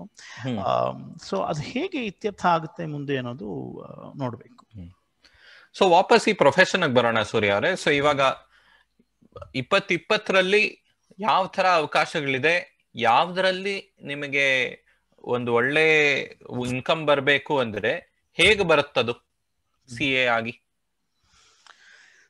ಸೊ CA ನೀವು ಪಾಸ್ ಮಾಡಿದೀರಾ ಅಂತ ಇಟ್ಕೊಂಡು ಆದ ತಕ್ಷಣ ನಿಮಗೆ ಅವಕಾಶಗಳು ಹಿಸ್ಟಾರಿಕಲಿ ನೋಡಿದ್ರೆ ನೀವು ಕಂಪನಿಗಳು ಸೇರ್ಕೋಬಹುದಾಗಿತ್ತು, ಕಂಪನಿಗಳ ಫೈನಾನ್ಸ್ ಡಿಪಾರ್ಟ್ಮೆಂಟ್ಸ್ಗಳು ಸೇರ್ಕೋಬಹುದಾಗಿತ್ತು, ಅಥವಾ ನೀವು ಪ್ರಾಕ್ಟೀಸ್ ಮಾಡಬಹುದಾಗಿತ್ತು, ಬೇರೆ ಕಂಪನಿ ಅಕೌಂಟ್ಸ್ನ ಆಡಿಟ್ ಮಾಡೋದು. ಆದರೆ ಒಂದು ಕಳೆದ 20 ವರ್ಷದಲ್ಲಿ ಬೇರೆ ಬೇರೆ ಅವಕಾಶಗಳು ತೆರೆಕೊಂಡಿವೆ. ಟೆಕ್ನಾಲಜಿ ಡೊಮೇನ್ನಲ್ಲಿ ಫಿನಾನ್ಸ್ ಕಂಪನಿಗಳಿಗೋಸ್ಕರ ಅಥವಾ ಫಿನಾನ್ಸ್ ಡಿಪಾರ್ಟ್ಮೆಂಟ್ಸ್ಗೋಸ್ಕರ ಈ ERP ಸಿಸ್ಟಮ್ಸ್ ಮ್ಯಾನೇಜ್ ಮಾಡೋದಕ್ಕೆ, ಈ ಅಕೌಂಟಿಂಗ್ ಏನು ಪ್ರಾಸೆಸ್ಸು, ಇನ್ವಾಯ್ಸ್ ಅಂದರೆ ಏನು, ಲೆಡ್ಜರ್ ಅಂದರೆ ಏನು, ಪರ್ಚೇಸ್ ಆರ್ಡರ್ ಅಂದರೆ ಏನು, ಅದನ್ನೆಲ್ಲ CAsಗಳು ಅವರ ಟ್ರೈನಿಂಗ್ ಮೂಲಕ ಗೊತ್ತಿರುತ್ತೆ. ಸೊ ಫಂಕ್ಷನಲ್ ಎಕ್ಸ್ಪರ್ಟೀಸ್ಗೋಸ್ಕರ ಅದೇ ಒಂದು ದೊಡ್ಡ SAP implementation, Oracle implementation, ERP implementation ಒಂದು ತೆರ್ಕೊಂಡ್ಬಿಡ್ತು CAs. ಸೊ ಅದರಲ್ಲಿ ಬರೀ IT-ನವರಲ್ಲ, CAs ಬೇಕೇ ಬೇಕು. ಆ ಕ್ಷೇತ್ರದ ನೀವು ಆ ಮಾಡ್ಯೂಲ್ ಇಂಪ್ಲಿಮೆಂಟ್ ಮಾಡ್ತಾ ಇದ್ರೆ ಅವ್ರು ಬೇಕಾಗುತ್ತೆ ನಿಮಗೆ. ಅಂಡ್ CAಗಳಲ್ಲಿ ಇನ್ನೊಂದು ಅಂದ್ರೆ ಇಂಟರ್ನಲ್ ಆಡಿಟ್ ಮಾಡ್ತಾ ಇರೋದ್ರಿಂದ ಹಿಸ್ಟಾರಿಕಲಿ ಅವ್ರಿಗೆ ಒಂದು ದೊಡ್ಡ ಒಂದು ಕಂಪನಿ ಅಂದ್ರೆ ಹೀಗೆ ಇರುತ್ತೆ ಪ್ರಾಸೆಸ್ಸು, ಹೀಗೆ ಡಾಕ್ಯುಮೆಂಟೇಶನ್ ಫ್ಲೋ ಇರುತ್ತೆ, ರೂಲ್ಸ್ ಅಂಡ್ ರೆಸ್ಪಾನ್ಸಿಬಿಲಿಟೀಸ್ ಹೀಗಿರುತ್ತೆ, ಹೀಗಿದ್ರೆ ಒಳ್ಳೇದು, ಅದ ನಾರ್ಮೇಟಿವ್ ಪೊಸಿಷನ್ ಗೊತ್ತಿರೋದ್ರಿಂದ ಅವರು ಒಳ್ಳೆ ಫಿಟ್ ಆಗೋದ್ರು. CA ಪಾಸ್ ಮಾಡಿದವ್ರದ್ದು ಅಲ್ಲದೆ CA ಪಾಸ್ ಮಾಡದೇ ಇರೋರು, ಟ್ರೈನಿಂಗ್ ಮುಗಿಸಿದವರು, ಅವ್ರಿಗೂ ಒಳ್ಳೆ ಒಂದು ಮಾರ್ಕೆಟ್ ಓಪನ್ ಆಗೋಯ್ತು ಈ ಟೆಕ್ನಾಲಜಿ ಕಂಪನೀಸ್ ನಲ್ಲಿ. ಓಕೆ, ಯಾಕಂದ್ರೆ CA ಎಕ್ಸಾಮ್ ನಾನು ನೋಡಿರೋ ಪ್ರಕಾರ ಪಾಸ್ ಪರ್ಸೆಂಟೇಜ್ 5% ಪಾಸ್ ಆಗ್ಬೋದು, 20% ಪಾಸ್ ಆಗ್ಬೋದು ಒಂದು ವರ್ಷದಲ್ಲಿ. ಆ ತರ ಒಂದು ವೇರಿಯೇಷನ್ ಕೊಡ್ತಾರೆ. ಸೊ ತುಂಬಾ ಜನ ಮಲ್ಟಿಪಲ್ ಟೈಮ್ಸ್ ಟ್ರೈ ಮಾಡ್ಬೇಕಾಗತ್ತಲ್ವಾ ಪಾಸ್ ಆಗೋಕ್ ಮುಂಚೆ? ಹೌದು ಸರ್. ಅಂಡ್ UPSC ಎಲ್ಲಾದ್ರಲ್ಲೂ ನಾವು ನೋಡಿದ್ವಿ ಅಲ್ಲ, ಒಂದ್ಸತಿ ಆಮೇಲೆ ಏನೋ ಅದೃಷ್ಟ ಚೆನ್ನಾಗಿಲ್ಲ ಅಂದ್ರೆ ಯು ಹ್ಯಾವ್ ಟು ಡಿಸೈಡ್, ಸರಿ ನಾನು ಆಗ್ಲೇ 4 ವರ್ಷ ಇದ್ರ ಮೇಲೆ ಕಳೆದಾಯ್ತು, 6 ವರ್ಷ ಆಯ್ತು, ಈಗ ಬೇರೆ ಏನಾದ್ರೂ ಮಾಡ್ಬೇಕು, ಆ ತರನು ಅವಕಾಶ ಇದೆ ಅಂತೀರಾ ನೀವು? ಕರೆಕ್ಟ್, ಖಂಡಿತ ಇದೆ, ಖಂಡಿತ ಇದೆ. ಆ ಎಕ್ಸ್ಪೀರಿಯನ್ಸ್ ಗಳಿಸಿರೋದ್ರಿಂದ ಅವರು ತುಂಬಾನೇ ಬೇಕಾಗ್ತಾರೆ ದೊಡ್ಡ ದೊಡ್ಡ ಕಂಪನಿಗಳಲ್ಲಿ ಅವರ ಇಂಟರ್ನಲ್ ಪ್ರಾಸೆಸ್ಗೋಸ್ಕರ. ಜಸ್ಟ್ ಸರ್ಟಿಫಿಕೇಶನ್ ಮಾಡೋಕ್ ಅವ್ರಿಗೆ ಹಕ್ಕಿಲ್ಲ ಅಷ್ಟೇ. ಇನ್ನೊಂದು ಫಿನಾನ್ಷಿಯಲ್ ಅಡ್ವೈಸರಿ. ಯಾಕೆಂದ್ರೆ ಹೇಗೆ ಫಿನಾನ್ಸ್ ಮೂವ್ ಆಗುತ್ತೆ, ಮನಿ ರೇಸ್ ಮಾಡೋದು, ಇನ್ವೆಸ್ಟ್ ಮಾಡೋದು, both at an individual level and for corporates, ಅದನ್ನು ಇನ್ನೊಂದು ಕ್ಷೇತ್ರ. ಫಿನಾನ್ಷಿಯಲ್ ಅಡ್ವೈಸರಿ ಟ್ರೆಡಿಷನಲಿ CAsಗೆ ಹತ್ರನೇ ಇವೆ. ಇದು ಜಾಸ್ತಿ ವೆಸ್ಟರ್ನ್ ಇಂಡಿಯಾ ಕಡೆ ಒಂದು ಫೋಕಸ್ ಆಗಿದೆ, ಅಥವಾ ಈ ಬೆಂಗಾಲ್ ಕಡೆ, ಕ್ಯಾಲ್ಕಟಾ ಕಡೆನೂ ಇದೆ. ಬಟ್ ಈ ನಡುವೆ ಬೇರೆ ಕಡೆ ಬೆಂಗಳೂರಲ್ಲೂ ಸಾಕಷ್ಟು ಬಂದಿದೆ ಅಲ್ವಾ? ಅದೇ ಆಮೇಲೆ ಬೇರೆ ಕಡೆನೂ ಹಬ್ದ ಹೋಯ್ತದು. ಫೈನಾನ್ಷಿಯಲ್ ಅಡ್ವೈಸರಿನೂ CAsಗಳು ಮಾಡೋದಕ್ಕೆ ಹೊರಟರು. ಇಂಟರ್ನಲ್ ಆಡಿಟ್ನು ಇನ್ನೊಂದು ಹೊಸ ಕ್ಷೇತ್ರ. ಸೊ ಬರೀ ಸರ್ಟಿಫಿಕೇಶನ್ ಅಷ್ಟೇ ಅಲ್ಲದೆ ಹೇಗೆ ನೀವು ಇಂಪ್ರೂವ್ ಮಾಡ್ಬೋದು, ಕಂಪನಿಗಳಿಗೆ ಎಲ್ಲ ಆದ್ಮೇಲೆ ಹೀಗೆ ಮಾಡ್ಬೇಕಾಗಿತ್ತು ಅಂತ ಹೇಳೋ ಬದಲು ಹೀಗೆ ಮಾಡಿದ್ರೆ ನೀವು ಮುಂದೆ ಚೆನ್ನಾಗಿರುತ್ತೆ ಅಂತ ಹೇಳೋದಕ್ಕೂ ಇಂಟರ್ನಲ್ ಆಡಿಟ್ ಮೂಲಕ ಅದು ಒಂದು ಸಾಧ್ಯತೆ ಇವೆ, ಎಸ್ಪೆಷಲಿ ಕಂಪನಿಗಳು ಬೆಳೆಯುವಾಗ. ಅಂಡ್ ಹೊಸ ಕ್ಷೇತ್ರದಲ್ಲಿ ಇವಾಗ ಕಾಮರ್ಸ್ ಅಲ್ಲೆಲ್ಲ ನೋಡಿದೀವಲ್ಲ, ಒಂದು ಕಾಲದಲ್ಲಿ ಕಾಮರ್ಸ್ ಅಂದ್ರೆ ಒಂದು ರಾಜ್ಯದಿಂದ ಇನ್ನೊಂದು ರಾಜ್ಯಕ್ಕೆ ಕಳಿಸ್ಬೇಕಂದ್ರೆ ಅದನ್ನ ಕನ್ಸೈನ್ಮೆಂಟ್ ಟ್ರಾನ್ಸ್ಫರ್ ಅಂತ ಇದ್ರು, ಅಲ್ಲೇನೋ ಒಂದು ಕಂಪನಿ ಇಲ್ಲ ಒಂದು ಆಫೀಸ್ ಓಪನ್ ಮಾಡ್ಬೇಕಾಗಿತ್ತು ನೀವು, ಆಮೇಲೆ ಅಲ್ಲಿ ಮಾರಾಟ. ಈಗ ಕಾಮರ್ಸ್ ಅಂದ್ರೆ ನೀವು ಎಲ್ಲೋ ಒಂದ್ ಕಡೆ ವೇರ್ ಹೌಸ್ ಇರುತ್ತೆ, ಎಲ್ಲೋ ನಿಮ್ ಜನ ಖರೀದ್ತಾರೆ, ಅದಕ್ಕೆ ಸಿಸ್ಟಮ್ ಏನು ಎಲ್ಲ ಬೇರೆ ಅಲ್ವಾ? GST ಬರೋಕ್ ಮುಂಚೆ ಅಂತೂ ತುಂಬಾ ಕನ್ಫ್ಯೂಷನ್ ಇತ್ತು, ಬಂದ ಮೇಲೂ ತುಂಬಾ ಈಗ ಸ್ವಲ್ಪ ಕ್ಲಾರಿಟಿ ಬಂದಿದೆ, ಬಟ್ ತುಂಬಾನೇ ಬೆಟರ್ ಆಗಿದೆ. ಬಟ್ ಅದಕ್ಕೆಲ್ಲ ಬೇಕಾಗುತ್ತೆ understanding of internal systems. So ಹೇಗೆ ನ್ಯಾಯವಾಗಿ ನಮ್ಮ ಕಾಮರ್ಸ್ ಅನ್ನು ಮಾಡಬೇಕು ಅನ್ನೋವಾಗ CA ನ ಅಡ್ವೈಸ್ ಬೇಕಾಗತ್ತೆ. ಖಂಡಿತ ಅದು ಅನಿವಾರ್ಯ, ನಮ್ಮ ದೇಶದಲ್ಲಂತೂ ಅದು ಅನಿವಾರ್ಯ. ಸೊ ಈ ಕ್ಷೇತ್ರದಲ್ಲಿ ಬರೋದ್ರಿಂದ ಮುಂದಿನ ನಿಮ್ಗೆ ನೌಕರಿ ಅವಕಾಶಗಳು ತುಂಬಾನೇ ಜಾಸ್ತಿ ಸಾಧ್ಯತೆ ಇವೆ ಇವಾಗ. ಸೊ ಮುಂದೆ ನೀವೇನ್ ಹೇಳ್ತೀರಾ ಸೂರ್ಯ ಅವರೇ? ನೀವು ಒಂದಷ್ಟು ವರ್ಷ ಪ್ರಾಕ್ಟೀಸ್ ಮಾಡಿದ್ರಿ, ಆಮೇಲೆ ದೊಡ್ಡ ದೊಡ್ಡ MNCs ಅಲ್ಲಿ ನಿಮ್ಮ ಎಕ್ಸ್ಪರ್ಟೀಸ್ ಇಟ್ಕೊಂಡು ಟ್ಯಾಕ್ಸ್ ಮೇಲೆ ಬೇರೆ ಇದ್ರ ಮೇಲೆ ಕೆಲಸ ಮಾಡಿದ್ರಿ. ಸೊ ಈ ಒಂದು ಕ್ಷೇತ್ರಕ್ಕೆ ಇಳಿಬೇಕಂದ್ರೆ ನಿಮಗೆ ನಿಮ್ಮ ದಿನನಿತ್ಯ ಜೀವನ ಕೆಲಸ ಎಲ್ಲ ಹೇಗಿರುತ್ತೆ? ತುಂಬಾ ಟೆನ್ಷನ್ ಇರೋ ಕೆಲಸ ಇರುತ್ತಾ? ಯಾಕಂದ್ರೆ ನೀವ್ ಸೈನ್ ಮಾಡ್ಬೇಕಲ್ಲ ಕೊನೆಗೆ, ನಿಮ್ ಹೆಸರು ಆಗ್ತಾ ಇದ್ದೀರಲ್ಲ. ಇಲ್ಲ ನೀವೇನಾದ್ರೂ ತಪ್ಪು ಮಾಡಿದ್ರೆ, ಇಲ್ಲ ತಪ್ಪು ಇಂಟರ್ಪ್ರಿಟೇಷನ್ ಮಾಡಿದ್ರೆ ಕಂಪನಿಗೆ ಎಷ್ಟೋ ನಷ್ಟನೂ ಆಗ್ಬೋದು, ಇಲ್ಲ ತೆರಿಗೆ ಜಾಸ್ತಿ ಆಗ್ಬೋದು. ಸೊ ಆ ತರ ಒಂದು ಪ್ರೆಷರ್ ಇರುತ್ತೆ. ಆದ್ರೆ ಬೇರೆ ಬೇರೆ ತರ ಜಾಯು ಇರುತ್ತಲ್ವಾ? ಸೊ ಅದ್ರ ಬಗ್ಗೆ ಸ್ವಲ್ಪ ಹೇಳಿ, ಏನ್ ಎಕ್ಸ್ಪೆಕ್ಟ್ ಮಾಡಬಹುದು ಅಂತ. ಪ್ರಾಕ್ಟೀಸ್ 3 ತರ ನಾನು ಹೇಳ್ತೀನಿ. ಒಂದು ಪ್ರಾಕ್ಟೀಸ್, ಇನ್ನೊಂದು ನೌಕರಿ. ನೌಕರಿನಲ್ಲಿ ಕ್ಯಾಟಗರೀಸು. ಪ್ರಾಕ್ಟೀಸ್ ಅದು ಒಂದು ಲಾಂಗ್ ಟರ್ಮ್ ಬೆಟ್ ಅದು. ಯಾಕೆಂದರೆ ನೀವಷ್ಟಕ್ಕೆ ನೀವೇ ಒಂದು ಆಫೀಸ್ ಓಪನ್ ಮಾಡಿದ್ರೆ ಅದು ನೀವು ಪ್ರವರ್ಧಮಾನಕ್ಕೆ ಬರೋದು, ನಿಮ್ಮ ಹತ್ರ ಜನಕ್ಕೆ ಬರೋರು, ಅದು ಸ್ವಲ್ಪ ಟೈಮ್ ತಗೊಳುತ್ತೆ. ಅದು ಎನಿ ಬಿಸ್ನೆಸ್ಗೆ ಅದು ಸಾಮಾನ್ಯವಾಗಿರೋದು. ಸೊ ಅದು ನೀವು ಕಾಯೋದಕ್ಕೆ ನೀವು ಸಿದ್ಧವಾಗಿರಬೇಕು. ನಿಮ್ಮ ಹತ್ರ ಸೌಕರ್ಯಗಳಿರಬೇಕು, ಸೌಲಭ್ಯಗಳಿರಬೇಕು, ಬ್ಯಾಂಕ್ ಬ್ಯಾಲೆನ್ಸ್ ಇರಬೇಕು. ಸೊ ಅಷ್ಟು ಬರೋವರೆಗೂ ನಿಮಗೆ ಇದ್ರೆ ಪ್ರಾಕ್ಟೀಸ್ ಮಾಡೋದು ತುಂಬಾನೇ ಅಡ್ವಾಂಟೇಜಸ್ ಓವರ್ ಟೈಮ್. ಯಾಕಂದ್ರೆ ನಿಮ್ಗೆ ಬೇರೆ ಬೇರೆ ಒಂದು ಕ್ಷೇತ್ರಗಳ ಒಂದು ಇದಾಗುತ್ತೆ, ಪರಿಚಯ ಆಗುತ್ತೆ, ಬೇರೆ ಬೇರೆ ಜನರ ಪರಿಚಯ ಆಗುತ್ತೆ, ಸಿಚುವೇಶನ್ಸ್ ಬೇರೆ ಬೇರೆ ಇರೋದ್ರಿಂದ ನೀವು ಲಾ ಅಪ್ಲಿಕೇಶನ್ ಬೇರೆ ಬೇರೆದು ಗೊತ್ತಾಗುತ್ತೆ ನಿಮ್ಗೆ. So it hugely satisfying. So ಅದ್ರಲ್ಲಿ ಸ್ಪೆಷಲೈಸ್ ಆಗತ್ತಲ್ವಾ? ನೀವು MNCs ಜೊತೆ ಹಿಂಗ್ ಮಾಡಿದ್ರೆ ಅವ್ರದ್ದು ಸ್ವಲ್ಪ ತಿಳ್ಕೊಬಹುದು, ಇಲ್ಲ ದೊಡ್ಡ ದೊಡ್ಡ NGO ಅಂದ್ರೆ ಅದು ಅದರದ್ದೇ ಸ್ವಲ್ಪ ಬೇರೆ ಇರ್ಬೋದು, ಆ ತರಾನು ಬರುತ್ತೆ ಅಲ್ವಾ? ಕರೆಕ್ಟ್. ಸೊ ಅದ್ರಲ್ಲಿ ಪ್ರಾಕ್ಟೀಸ್ ಅಲ್ಲಿ 2 ವಿಧಾನ, ನೀವೇ ಮಾಡೋದೊಂದು, ಇನ್ನೊಂದು ದೊಡ್ಡ ಪ್ರಾಕ್ಟೀಸ್ ಫರ್ಮ್ ನ ಸೇರ್ಕೊಳ್ಳೋದು. ದೊಡ್ಡ ವಿದೇಶಿ ಫರ್ಮ್ಗಳೆಲ್ಲ ಇವಾಗ ಭಾರತದಲ್ಲಿ ಇರೋದ್ರಿಂದ ಒಂದು 25-30 ವರ್ಷದಿಂದ ಅವ್ರು ಇದ್ದಾರೆ ಇವಾಗ. ಸೊ ಅವರನ್ನು ನೀವು ಸೇರ್ಕೋಬಹುದು, ಅದನ್ನು ಪ್ರಾಕ್ಟೀಸೇ, ಅವ್ರ ಜೊತೆ ನೀವು ಪ್ರಾಕ್ಟೀಸ್ ಮಾಡ್ತಿದ್ದೀರಾ. ಸೊ ಅಲ್ಲಿ ಹೋದ್ರೆ ಇನ್ನ ಸೂಪರ್ ಸ್ಪೆಷಲೈಸೇಷನ್ಗೆ ಸಾಧ್ಯತೆ ಇದೆ. ಅಲ್ಲಿ ಸಂಬಳನೂ ಜಾಸ್ತಿ ಸಿಗುತ್ತೆ, ಯಾಕೆಂದ್ರೆ it is a secondary market, skills are more. ಅದು ಪ್ರಾಕ್ಟೀಸ್ ಆಯ್ತು. ನೌಕರಿನೂ ಅಷ್ಟೇ. ನೌಕರಿನೂ ನೀವು ಯಾವ ಸೆಕ್ಟರ್ ಚೂಸ್ ಮಾಡ್ತೀರಾ ಅನ್ನೋದು ತುಂಬಾನೇ ಇಂಪಾರ್ಟೆಂಟ್ ಆಗುತ್ತೆ.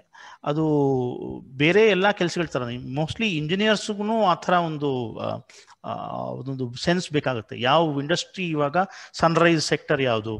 ಇವಾಗ ನೀವು ಸಾಫ್ಟ್ವೇರ್ ಮಾಡಿದ್ರೆ ಪ್ರಯೋಜನ ಇಲ್ಲ. ಇವಾಗ ಸಾಫ್ಟ್ವೇರ್ ಅಂದ್ರೆ ಏನು ಅಂದ್ರೆ 25 ವರ್ಷದಿಂದ ಆಗೋಗ್ಬಿಟ್ಟಿದೆ.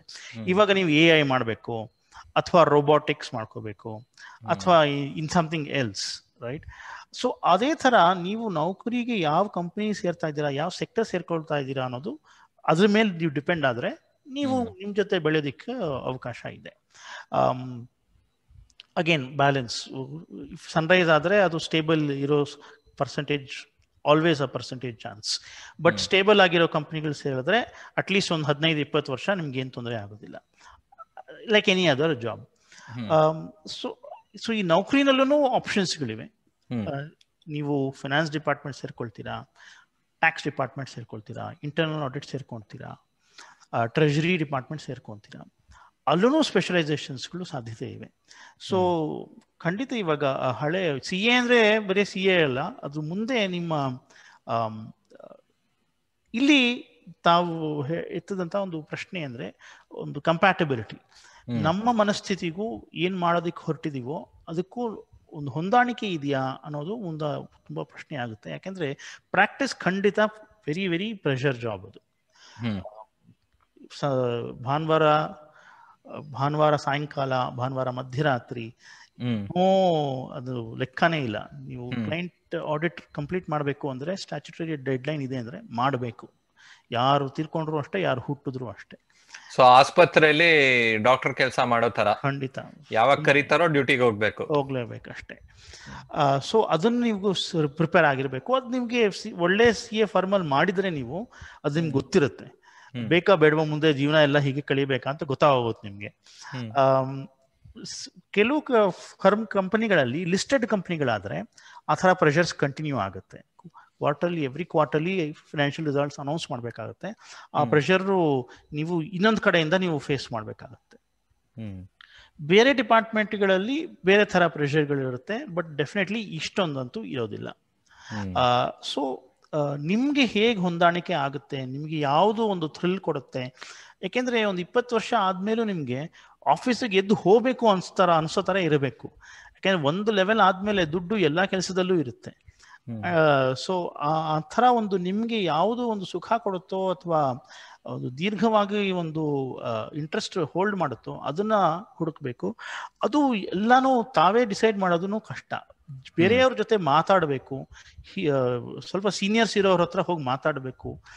ಬೇರೆ ಬೇರೆ ಸೆಕ್ಟರ್ಸ್ ಅವ್ರ ಜೊತೆ ನೀವು ಪರಿಚಯ ಇಟ್ಕೊಂಡಿದ್ರೆ ಆ ತರ ಒಂದು ನಿರ್ಣಯ ತಗೊಳ್ಳೋದು ತುಂಬಾನೇ ಈಸಿ ಆಗುತ್ತೆ. ಅಂಡ್ ಇಷ್ಟೊಂದು ಆಪ್ಷನ್ಸ್ ಇರೋವಾಗ ಈವನ್ ಒಂದು ನಿಮ್ ಮನ್ಸು ಸ್ವಲ್ಪ ಚೇಂಜ್ ಮಾಡಿದ್ರೇನು ಏನಾದ್ರೂ ಒಂದು ಅವಕಾಶ ಇದ್ದೇ ಇರುತ್ತೆ. Correct correct correct. ಸೊ ಸೂರ್ಯ ಅವರೇ ತುಂಬಾನೇ ಧನ್ಯವಾದ. ಇಷ್ಟು ಈ ಒಂದು ಮುಖ್ಯವಾದ, ನಂಗಂತೂ CA ಅಂದ್ರೆ ಯಾವಾಗ್ಲೂ ಒಂದು ಬ್ಲಾಕ್ ಬಾಕ್ಸ್ ತರ ಇತ್ತು. ಯಾರೋ ಮಾಡ್ತಾರೆ ಏನೋ ಓಕೆ ಅಂತಾನೆ ಇತ್ತು. ಸೊ ಇಷ್ಟು ಬಿಡಿಸಿ ಹೇಳಿದ್ದಕ್ಕೆ ತುಂಬಾನೇ ಧನ್ಯವಾದ. ಇದೇ ತರ ನಾವು ಕಂಟಿನ್ಯೂ ಮಾಡೋಣ. ನಮ್ಮಲ್ಲೇ ಆಗ್ಲಿ ಬೇರೆಯವರು ಪ್ರೊಫೆಷನಲ್ಸ್ ನಾವು ಕರ್ಕೊಂಡ್ ಬಂದು ಈ ತರ ಒಂದ್ ಚರ್ಚೆ ಮಾಡೋದು ಮುಖ್ಯ. ಯಾಕಂದ್ರೆ ಕೆರಿಯರ್ ಕೌನ್ಸೆಲಿಂಗ್ ಅಂತ ಸಾಕಷ್ಟು ಜನ ಮಾಡ್ತಾರೆ, ಅದಕ್ಕೆ ನಾವ್ ಇಳಿಯೋದೇನ್ ಬೇಡ ನಮ್ ತಲೆಹರಟೆಲಂತೂ. ಆದ್ರೆ ಈ ತರ ಒಂದೊಂದು ಪ್ರೊಫೆಷನ್ ಬಗ್ಗೆ ಇನ್ನೂ ಆಳವಾಗಿ ಯೋಚನೆ ಮಾಡೋಣ ಅಂತ ಅದು ಮುಖ್ಯ. ಪ್ಲಸ್ ಅಫ್ಕೋರ್ಸ್ ಇನ್ನೊಂದೇನು ಅಂದ್ರೆ ನೀವ್ ಇದ್ರ ಮೇಲೆ ಬರ್ದು ಇದೀರಾ, ಮುಂಚೆ ಐ ಥಿಂಕ್ ಪ್ರಗತಿಲೇ ಬರ್ದಿದ್ದೀರಾ ಅನ್ಸುತ್ತೆ. ಈ ಒಂದು ಪ್ರೊಫೆಷನಲ್ ಬಾಡಿ ಇವಾಗ ನೋಡಿ, ಚಾರ್ಟರ್ಡ್ ಅಕೌಂಟೆನ್ಸಿ ಪ್ರೊಫೆಷನ್ ನ ರೆಗ್ಯುಲೇಟ್ ಮಾಡ್ತಾರೆ. ಸರ್ಕಾರಕ್ಕೆ ಅವ್ರಿಗೆ ಡೆಲಿಗೇಟೆಡ್ ಇದು ಪವರ್ಸ್ ಬಂದಿದೆ. ಸೊ ಈಗ ಕೆಲಸ ಮಾಡೋ CAs ಅವರಿಗೆ ಎಷ್ಟು ಜನ ಹೊಸದಾಗಿ ಕಾಂಪಿಟಿಷನ್ ಬರ್ಬೋದಂತ ಅವರೇ ನಿರ್ಣಯ ತಗೊಳ್ಳೋದು. ಅದು ರೂಮರ್ ಇದೆ, unconfirmed rumours for a long time. So ಅಂದ್ರೆ ಇವಾಗ ಮೆಡಿಕಲ್ ಕೌನ್ಸಿಲ್ ಆಫ್ ಇಂಡಿಯಾನಲ್ಲಿ ಒಂದಷ್ಟು ಕರಪ್ಷನ್ ಆಗಿ ಮೆಡಿಕಲ್ ಕೌನ್ಸಿಲ್ ಆಫ್ ಇಂಡಿಯಾನೇ ಇವಾಗ ತೆಗೆದಾಕಿದ್ದಾರೆ. ಇವಾಗ NMC ಆಕ್ಟ್ ಅಂತ ಬಂದಿದೆ ಡಾಕ್ಟರ್ಸ್ ಅಲ್ಲಿ, ಅಂದ್ರೆ ವಾಪಸ್ ಬ್ಯೂರೋಕ್ರಸಿಗೆ ಹೋಗಿದೆ. ಅವ್ರು ಡಿಸೈಡ್ ಮಾಡ್ತಾರೆ ಮೆಡಿಕಲ್ ಸ್ಕೂಲ್ ಹೇಗ್ ನಡ್ಸೋದು. ಆದ್ರೆ ಅದರಲ್ಲೂ ಈ CA ತರ ಒಂದು ಎಕ್ಸಿಟ್ ಎಕ್ಸಾಮ್ ಅಂತಾನು ಮಾತಾಡ್ತಾ ಇದ್ದಾರೆ. ನೆಕ್ಸ್ಟ್ ಅಂತ ಬಂದಿದೆ ಅನ್ಸುತ್ತೆ, ನ್ಯಾಷನಲ್ ಎಕ್ಸಿಟ್ ಟೆಸ್ಟ್. MBBS ನೀವು ಮುಗಿಸ್ಕೊಳ್ಳಿ, ಅದಕ್ಕೆ ಆಮೇಲೆ ಒಂದು ನೆಕ್ಸ್ಟ್ ಮಾಡದೆ ನಿಮಗೆ ಪ್ರಾಕ್ಟೀಸ್ ಮಾಡಕ್ಕಾಗಲ್ಲ ಡಾಕ್ಟರ್ ಆಗಿ. ನೀವು MBBS ತಗೊಂಡು PhD ಮಾಡ್ಕೊಳ್ಳಿ ಪರವಾಗಿಲ್ಲ, ಆದ್ರೆ ಪೇಷಂಟ್ಗೆ ಒಂದು ಪ್ರಿಸ್ಕ್ರಿಪ್ಷನ್ ಕೊಡಬೇಕು, ಇಲ್ಲ ಒಂದು ಔಷಧಿ ಕೊಡಬೇಕು, ಇಲ್ಲ ಒಂದು ಇಂಜೆಕ್ಷನ್ ಕೊಡಬೇಕು ಅಂದ್ರೆ ಏನಾದ್ರೂ ಒಂದು ಕ್ರೈಟೀರಿಯಾ ಇದೆಯಾ? ಸೊ ಆ ಒಂದು ಪ್ರೊಫೆಷನಲ್ ರೆಗ್ಯುಲೇಷನ್, ಸೆಲ್ಫ್ ರೆಗ್ಯುಲೇಷನ್ ಚರ್ಚೆ ಇನ್ನೂ ಒಂದು ಆಳವಾದ ಚರ್ಚೆ ಇದೆ. ಮಾಡೋಣ, ನಮ್ ತಲೆ ಮಾಡ್ಲೇಬೇಕು. ಬೇರೆ ಬೇರೆ ನಾನ್ ಹೇಳೋದಿಷ್ಟೇ ಸರ್, ಕೊನೆಗೆ ಬೇರೆ ಬೇರೆ ವೃತ್ತಿಗಳ ಬಗ್ಗೆ ಮಾತಾಡೋಣ. CA ಬಗ್ಗೆ ಇಷ್ಟು ನೀವು ಹಳೆಯ ನೆನಪುಗಳನ್ನ, ನೋವುಗಳನ್ನ ಎಲ್ಲ ತೆರೆದಿಟ್ಬಿಟ್ಟಿದ್ದೀರಿ ತಿರುಗಿ ನನ್ನ ಜೊತೆ ಮಾತಾಡಿ. CA ಬಗ್ಗೆ ಬೇಡ, ಬೇರೆ ಬೇರೆ ಮಾತಾಡೋಣ. ಖಂಡಿತ. ಸೂರ್ಯ ಅವರೇ ತುಂಬಾನೇ ಧನ್ಯವಾದ.